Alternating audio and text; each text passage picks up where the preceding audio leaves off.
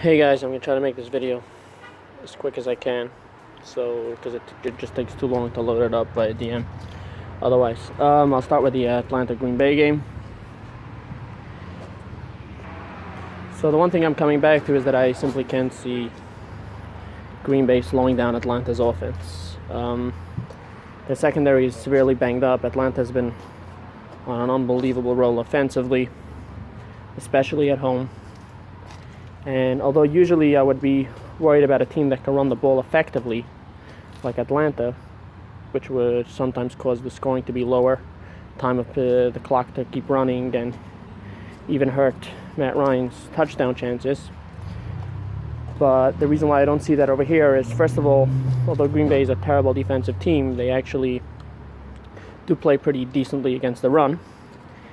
And due to the fact that I see Atlanta scoring quite often and probably having the lead, I think Green Bay is going to have to play the run later on in the game.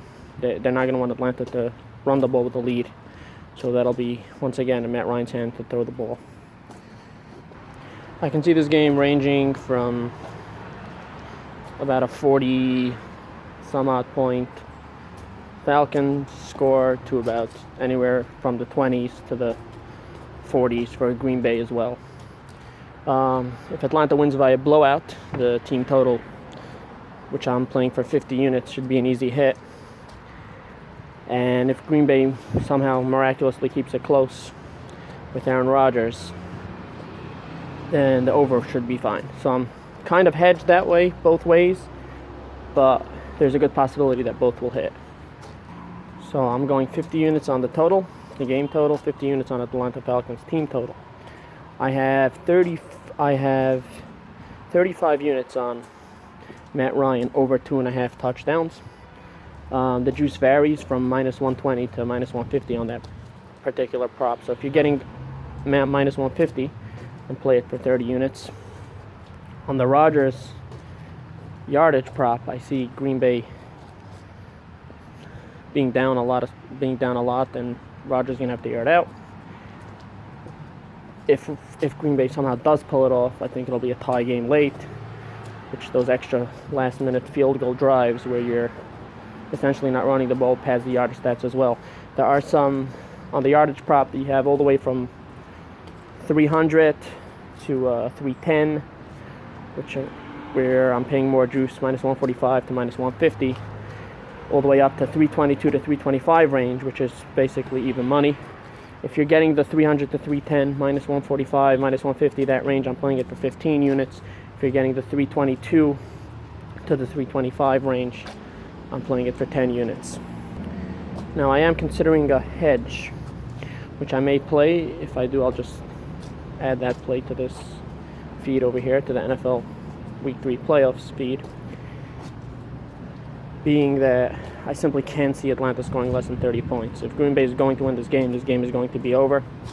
The reason why I'm still hesitant to pull the trigger is because I believe it's a very tall order, number one, for Green Bay to pull off this win in Atlanta. And number two, some people may think I'm crazy, but the books got murdered last week, and there'll be plenty of books. If Green Bay and the over hit this week, that'll be in a world of trouble. So for some reason, call me crazy, I just hate betting on Vegas to lose that big consecutively. But I may have that hedge, simply to hedge the team totals over. If Atlanta somehow misses, they score 28, 30 points somehow, then I do believe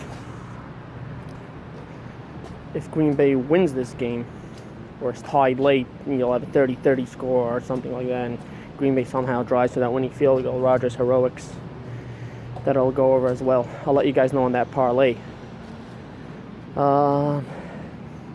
Every matchup in this game favors Atlanta, from their running game versus Green Bay's defense, which I don't think they'll go through that much. But if Green Bay's going to have to leave a light box to defend the pass, that'll be an advantage. The secondary is unbelievably banged up. Unless Green Bay's receivers are suddenly morph into lockdown corners, Matt Ryan should be able to expose them deep.